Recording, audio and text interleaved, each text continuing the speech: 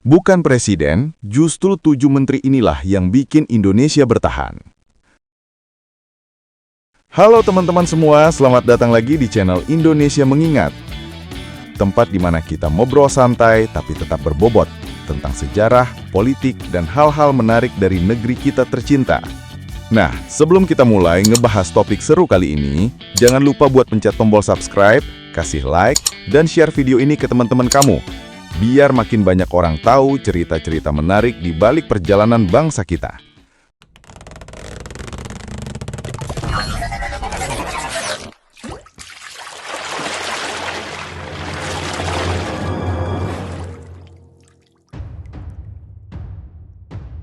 Oke, pastinya kamu udah tahu, Indonesia itu udah merdeka lebih dari 70 tahun. Dan sepanjang perjalanan itu, kita punya puluhan kabinet dengan ratusan menteri yang pernah menjabat. Tapi, dari sekian banyak menteri, ada beberapa nama yang benar-benar jadi tokoh kunci. Bukan cuma sekedar pejabat, tapi sosok yang bisa mengubah arah sejarah bangsa ini. Di video kali ini, kita bakal bahas 7 menteri paling berpengaruh dalam sejarah kabinet Indonesia. Jadi siap-siap ya, karena ceritanya nggak sekedar hafalan nama, tapi ada drama, gebrakan, bahkan kontroversi yang bikin mereka diingat sampai sekarang. Pertama, Muhammad Hatta, Wakil Perdana Menteri sekaligus Menteri Luar Negeri. Kita mulai dari Bung Hatta. Walaupun lebih dikenal sebagai Wakil Presiden pertama, jangan lupa, beliau juga sempat menjabat sebagai Menteri Luar Negeri dan bahkan Perdana Menteri. Hatta ini punya pengaruh gede banget, terutama di awal kemerdekaan. Dialah otak di balik berbagai perundingan dengan Belanda.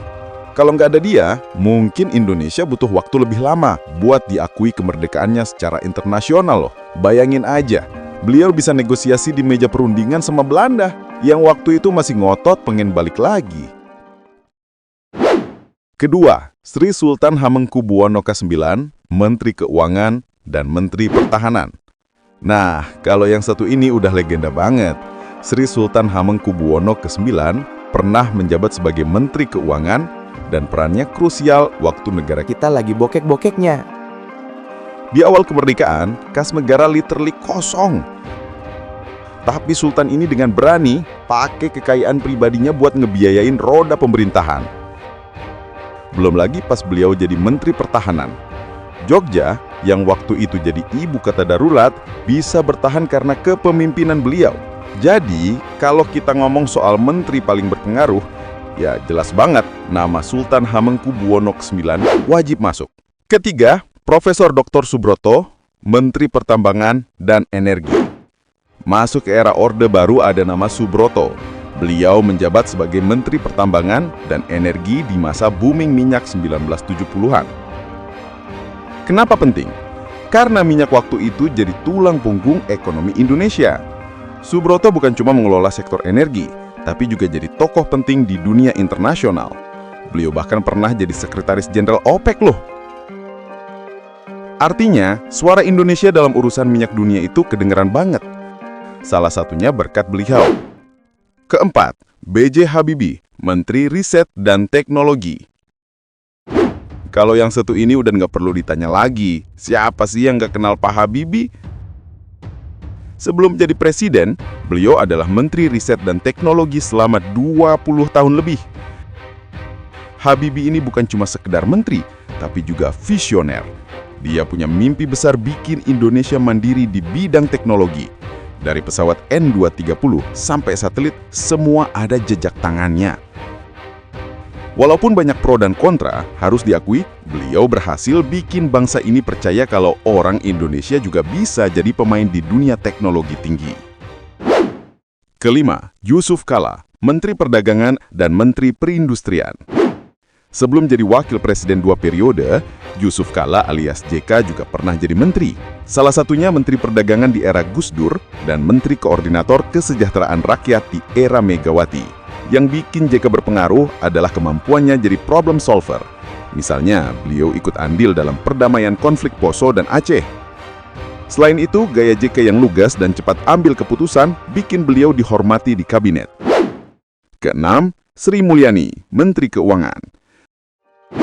Nah, kalau yang satu ini pasti lebih relate buat generasi kita. Sri Mulyani, Menteri Keuangan yang udah beberapa kali masuk jajaran Menteri Keuangan terbaik dunia. Kenapa beliau berpengaruh? Karena bisa bikin ekonomi Indonesia tetap stabil, bahkan pas krisis global melanda. Gaya kepemimpinannya yang tegas dan profesional bikin beliau dihormati, nggak cuma di dalam negeri, tapi juga di dunia internasional. Ketujuh, Soedjatmoko, Menteri Luar Negeri sementara dan diplomat handal. Nama ini mungkin agak jarang disebut, tapi pengaruhnya gede banget. Soedjatmoko dikenal sebagai intelektual kelas dunia.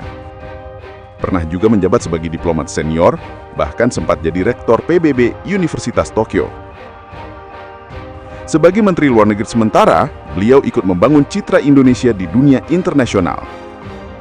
Soedjatmoko adalah contoh bagaimana seorang cendekiawan bisa membawa nama bangsa ke level global.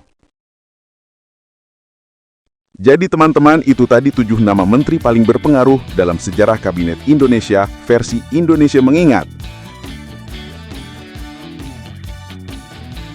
Mulai dari Bung Hatta yang jago negosiasi, Sultan Hamengkubuwono ke-9 yang literally nyelamatin kas negara, Habibie dengan mimpi teknologinya, sampai Sri Mulyani yang bikin ekonomi kita tetap waras di tengah guncangan global.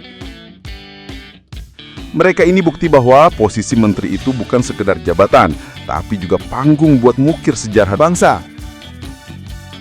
Nah, sekarang giliran kamu. Dari 7 nama tadi, siapa yang menurut kamu paling berpengaruh? Atau mungkin ada nama lain yang menurut kamu lebih layak masuk daftar? Tulis pendapat kamu di kolom komentar ya. Jangan lupa juga buat like video ini. Subscribe channel Indonesia Mengingat, dan share biar makin banyak orang tahu cerita-cerita berharga dari sejarah bangsa kita. Terima kasih udah nonton sampai akhir. Sampai ketemu lagi di video berikutnya.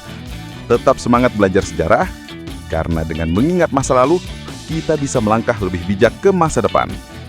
See you!